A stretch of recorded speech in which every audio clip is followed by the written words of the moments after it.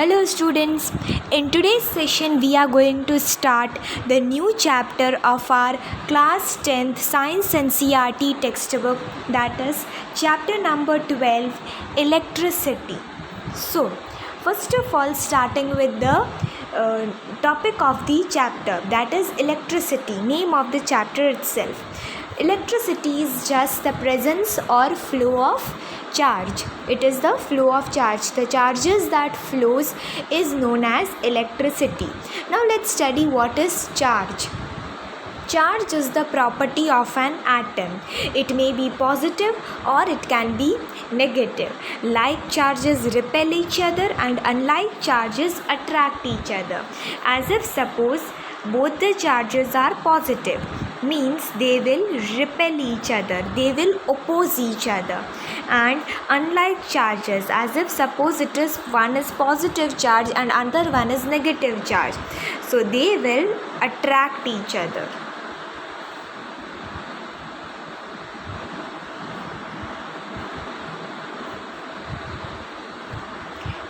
They will attract each other. Then its SI unit is coulomb. The unit of charge is coulombs, which is denoted as capital C. Now, charge on one electron. See, charges are of three types. We can say electrons, protons and neutrons. So, the atoms are of three types: electrons, protons and neutrons. Electrons are negatively charged, protons are positively charged and neutrons are neutral. As the name suggests, neutral, that means they have no charge. Now, charge on one electron is, we can say, minus 1.6 into 10 raised to minus 19 coulomb. If it is for proton, it will be 1 plus 1.6 into 10 raised to minus 19 coulomb. And though it is an electron, so it will be negatively charged. So minus 1.6 into 10 raised to minus 19 coulomb. It is the charge on one electron.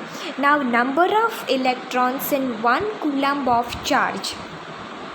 So, the number of electrons are n is equal to 6.25 into 10 raised to 18.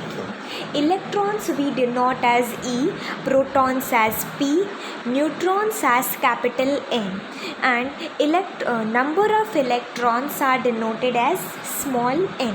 So, here number of electrons in 1 coulomb of charge is 6.25 into 10 raised to 18.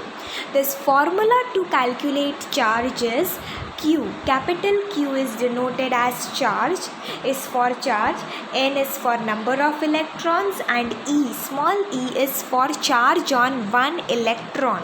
So if we want to calculate charge, the formula is Q is equal to N, that is number of electrons, into small e, that is charge on one electron. This is the formula to calculate charge.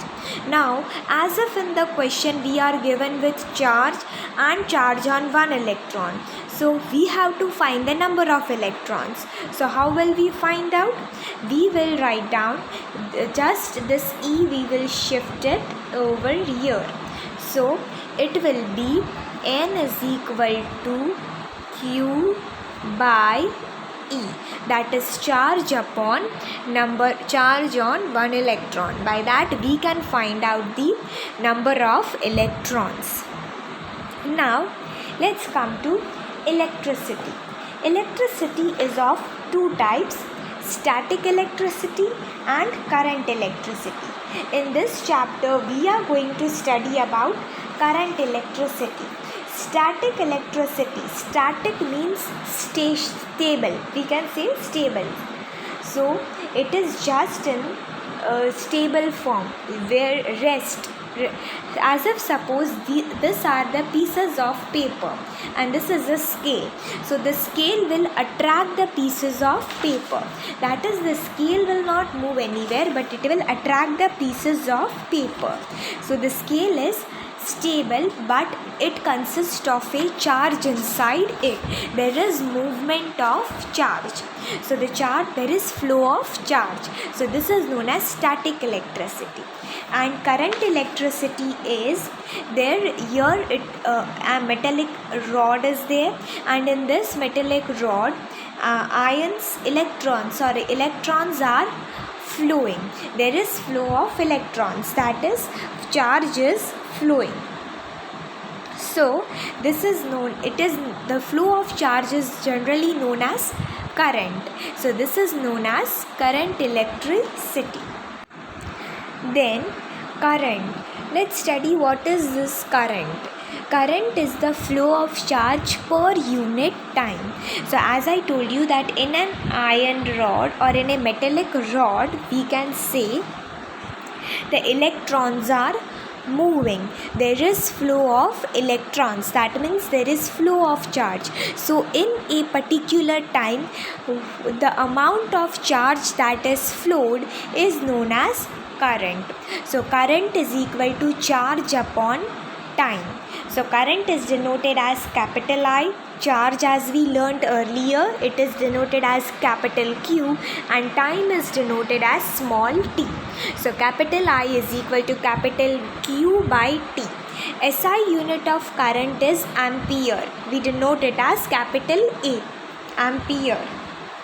Now in 1 milliampere is smaller than ampere. So 1 milliampere is equal to 10 raised to minus 3 ampere.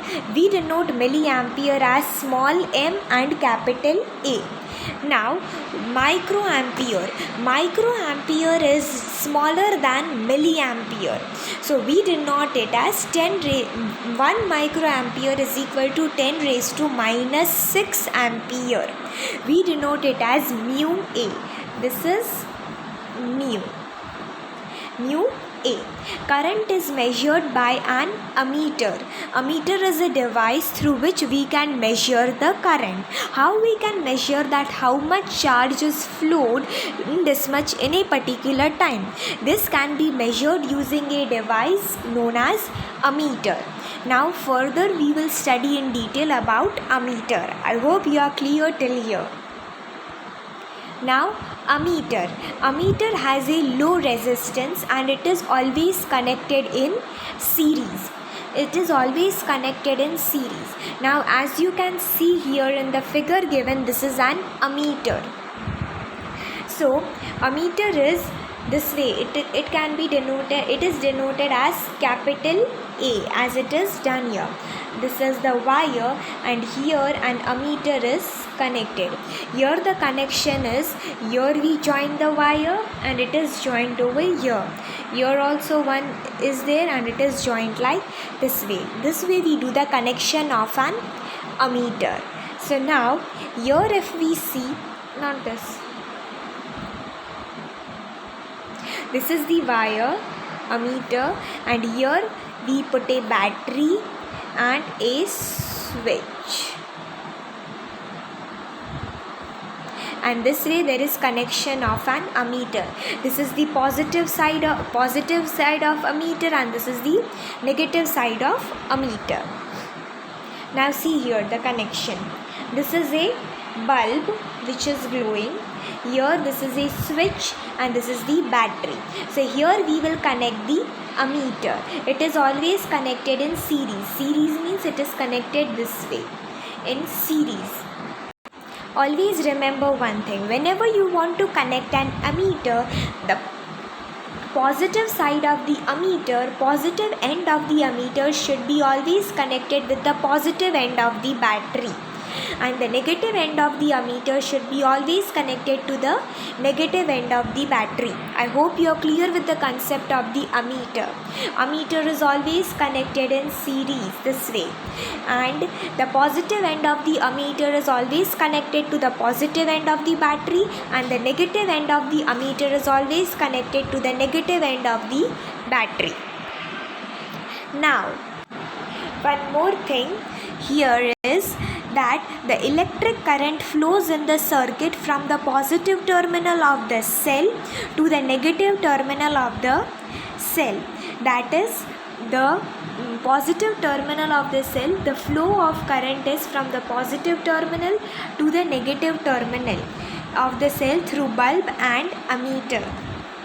Through this bulb and ammeter, the flow of charges to the positive terminal to the negative terminal. Now here we are having here, as we read earlier in the previous slide, that there is flow of electrons. Now this flow of electrons is not unidirectional, means it is not in one direction. It could flow like this way, it could flow it in this direction, it could flow in this direction. Any directions the electrons can flow. So let's study this with the help of an example. As if suppose this is the beaker A and this is beaker B. Now here in this, the water is filled up to here in beaker A, and in beaker B the water is filled up to here, and this is the long pipe from which the water from the beaker A moves to the beaker B. So will the water level rise in beaker B, or will the water be able to flow from beaker A to beaker B? Yes, it will flow. Why? Because the difference which is created here in the from beaker A to B, between beaker A and beaker B. So that's why due to this difference only the water will flow from beaker A to beaker B.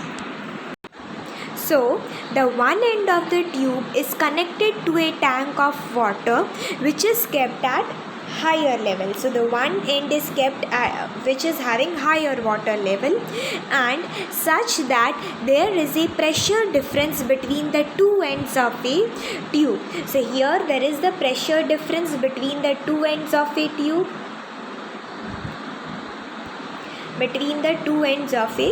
tube, and that's why the water flows out of the other end of the water flows from the other flows to the other end of the tube.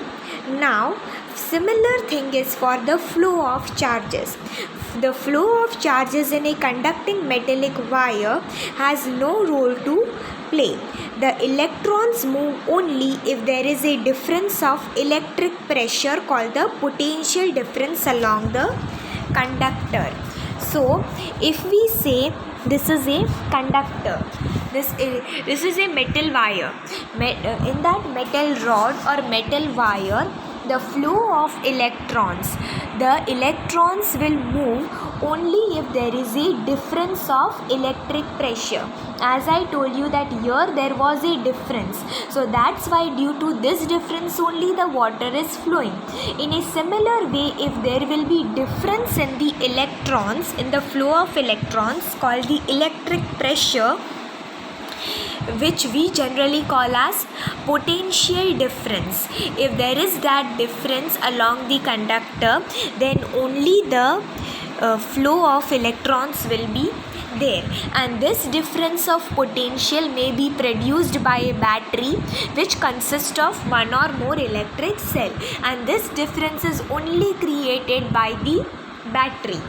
So the chemical action within a cell generates the potential difference across the terminals of the cell even when no current is drawn from it.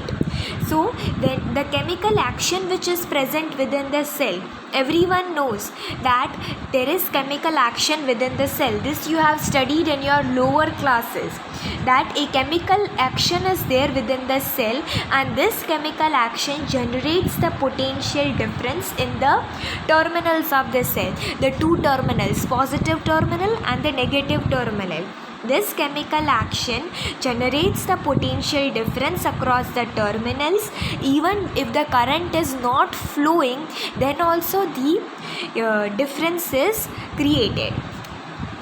Now, when the cell is connected to a conducting circuit element, the potential difference sets the charges in motion in the conductor and produces an electric current. So, when this cell is connected to the circuit, the potential difference will set the charge in the motion, the direction where the conductor flows its electron. In that direction only, the potential difference will set its charges, and this way it produces electric current.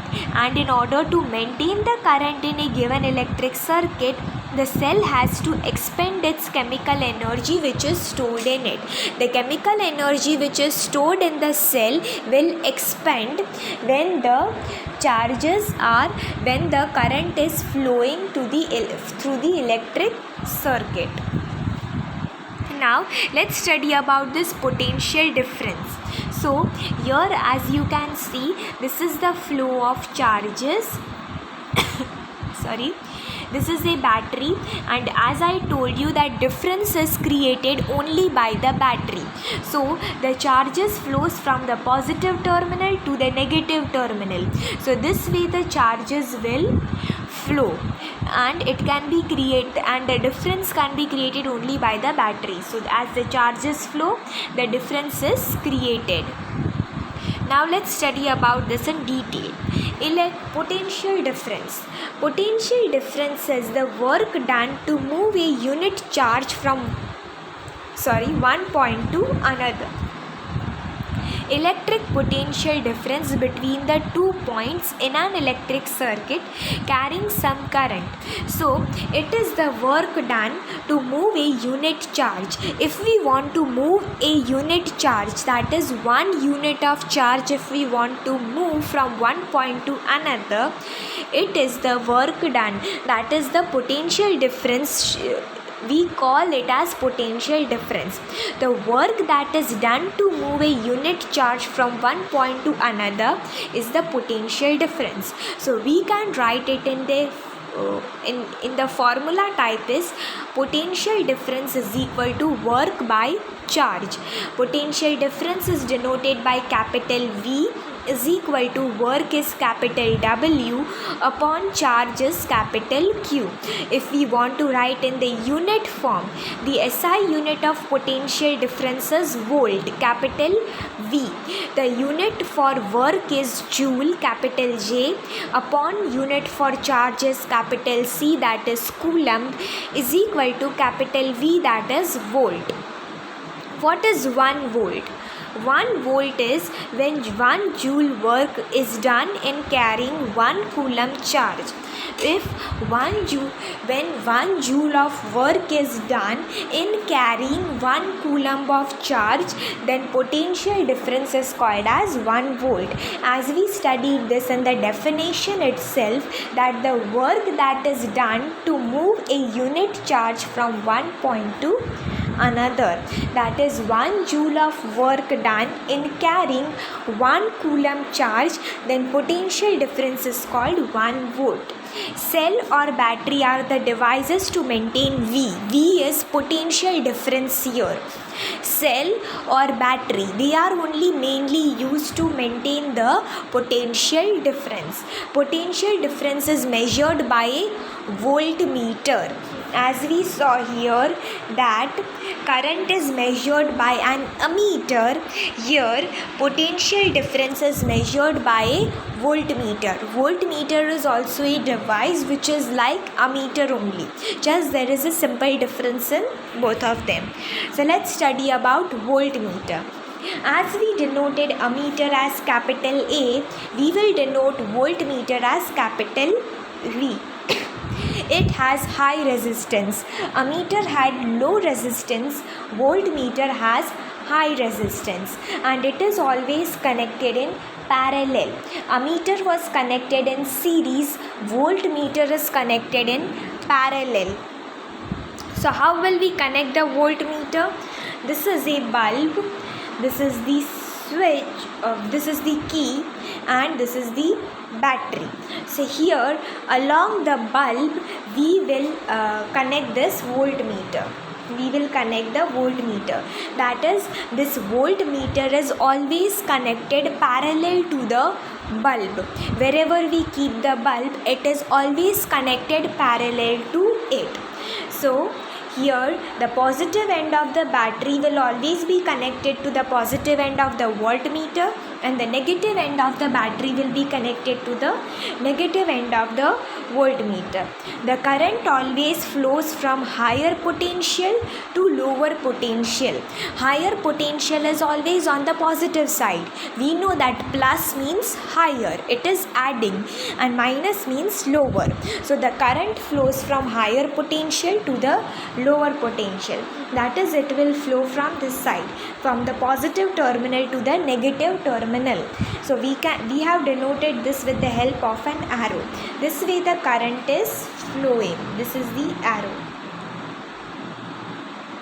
This way the current flows. Current flows from higher potential to lower potential. Always remember, from positive terminal to negative terminal.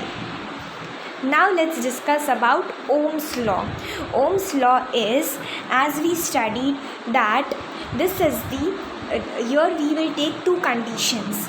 We are taking, in the first condition A, we have taken two beakers and we have filled this beaker A, first one till here with water, and this is filled till here. So means now here the difference created is only this much, because the second beaker has the water level till here. So the tube, so here the tube is there and the water flow will be slow because the difference is less. Now here if we see in B, in the case B, the water level in the first beaker is still here, but the water level in the second beaker is still here. So the difference created is more. So that's why it is simple. It says in simple, if we say in simple words, that here the difference created is very less. So the flow of water will be also slow. Here the difference created is more, so the flow of water will be fast. As we can see it very easily and very clearly, that here the flow of water will be slow and here the flow of water will be slow, here the flow of water will be fast. So in simple words, if we want to say that flow of charges, for if we want to say this for flow of charges, then if potential difference is more, this is the potential difference. So if potential difference is more, then flow of charge will be more, that is current will be more, the flow of current will be more.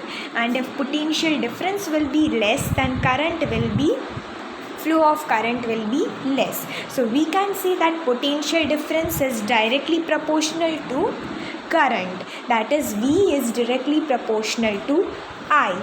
But here instead of proportional sign, we will use a constant term. So how we can write that? V is equal to I R. R is for resistance. What is resistance? That we will study further in detail. So we denote this as V is equal to IR. So this is the chemical representation of Ohm's law. So Ohm's law is potential difference across 2 points of a metallic conductor. The potential difference across the 2 points. So these are the 2 points of, this is a metallic conductor and these are the 2 points of a metallic conductor. So the potential difference between these 2 points is directly proportional to the current passing through the circuit, provided its temperature remains constant. The temperature remains constant. As we can see graphically, V is for potential difference and I is for current. I we always write on the x-axis and V is always written on the y-axis. And the graph of Ohm's law will be always a straight line graph. It could be like this, it could be like this, but it is always a straight line graph. So V is directly proportional to I. V is equal to IR. R is the resistance. Now let's study what is resistance. Resistance is denoted as capital R, and it is the property of conductor to resist the flow of charge. It is the property of a conductor. It resists the flow of charge. That is, it stops, it opposes the flow of charge. So here we wrote V is equal to IR. V is directly proportional to I. But here resistance is something which opposes the flow of charge, which stops the flow of charge. So R is equal to V upon I. So V upon I is, V is for the potential difference, I is for current, and R is for resistance. If we write it in the SI unit form, the SI unit of potential difference is volt, SI unit of current is ampere, that is capital A, and the SI unit of R, that is resistance, is ohm. We generally denote it as like this. Now rheostat. Rheostat is an electronic device which is used to control the current by varying the resistance. By changing the resistance, we can control the current with the help of a rheostat. Rheostat is a device which helps us to control the current by changing the resistance. Then define 1 ohm. This is the question for you all, that you have to define 1 ohm. Now resistance of a conductor depends on these factors. So on the following factors, resistance of a conductors depend. First, it is directly proportional to the length of the conductor. The resistance is directly proportional to the length of the conductor. This is the length of the conductor, and the resistance is directly proportional to it. This is the area of cross section, and this is the length. So if the conductor is iron, so greater the length, greater will be the resistance, and it is inversely proportional to the area of cross section. This is the area of cross section, and the resistance is inversely proportional to the area of cross section. Higher the area, then lesser will be the resistance, and it depends on the nature of the material, whether the material is iron, silver, non-metal, alloy. It depends on that also. So let's study something about detail in this, about nature of material. Nature of material, as we know that resistance is directly proportional to length, it is inversely proportional to the area of cross section. So we can write that resistance is directly proportional to L, is inversely proportional. We can write like this way: resistance is directly proportional to L and inversely proportional to area of cross section. So here this proportional sign, instead of that we will put a constant. So R is equal to rho L by A. This is rho L by A. So we can write down rho is equal to R will go here. So RA by L. Then R is ohm, resistance is denoted, SI unit of resistance is ohm, area is always written in meter square, and length is in meter. So this meter and the square will cut, so ohm meter. So the SI unit is ohm meter. Now resistivity, SI unit of rho is ohm meter. This rho is known as resistivity. Resistivity is the fundamental property of material that resists the flow of electric current. Resistivity is the property of material that resists the flow of electric current, that opposes the flow of electric current, that stops the flow of electric current. It is similar to resistance. Resistivity is denoted as rho. SI unit of resistivity is ohm meter. How did we got it? By the nature of material. As if this we know that R is directly proportional to L, R is inversely proportional to A. So we can write down R is proportional to L by A.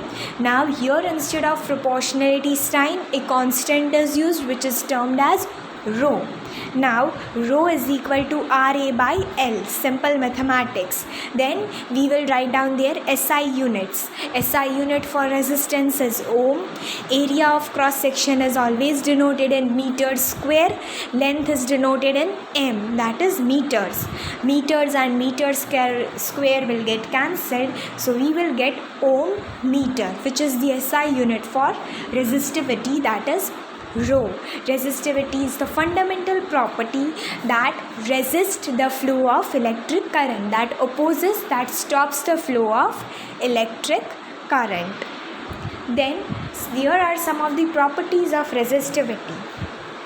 Resistivity is always constant. It is 1.6 into 10 raised to minus 8 ohm meter for silver. Resistivity of silver is 1.6 into 10 raised to minus 8 ohm meter.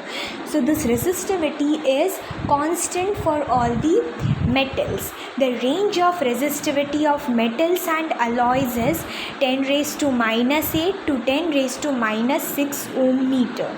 So this resistivity is less for the case of metals and alloys. That is, metals and alloys have less power power of resistivity, or we can say they have less opposition of flow of resistivity. So that's why flow of electric current is more in metals and alloys, because the range is 10 raised to minus 8 to 10 raised to minus 6, and the range of resistivity of non-metals, that is insulators, is very high, that is 10 raised to 12 to 10 raised to 17 ohm meter. So that's why the flow of current is not that much in non-metals as compared to metals. Copper and aluminium used for electrical transmission, as they have low resistivity. Though copper and aluminium have low resistivity, so they have the flow of current is more inside them. So that's why they are used for electrical transmission, for the transfer of electricity. Copper and aluminium are mostly used. So that's why wires of aluminium and copper are generally used for electrical switches. Then alloys used in electrical heating devices, as their resistivity is high and they do not burn readily. Alloys, they are generally used for electrical heating devices, such as we can say in a heater. Alloys are generally used because their resistivity is very high, so they don't have much flow of electric current, so they do not readily burn, they do not burn easily. So with this we complete the first session of chapter number 12, that is electricity. In the next session we will go about a detailed study, that is the factors on which the resistance depend, and another is resistor. We will study about resistors in series and resistors in parallel. So that's all for today's session. If you have any doubts, you are free to ask. Thank you and have a great day.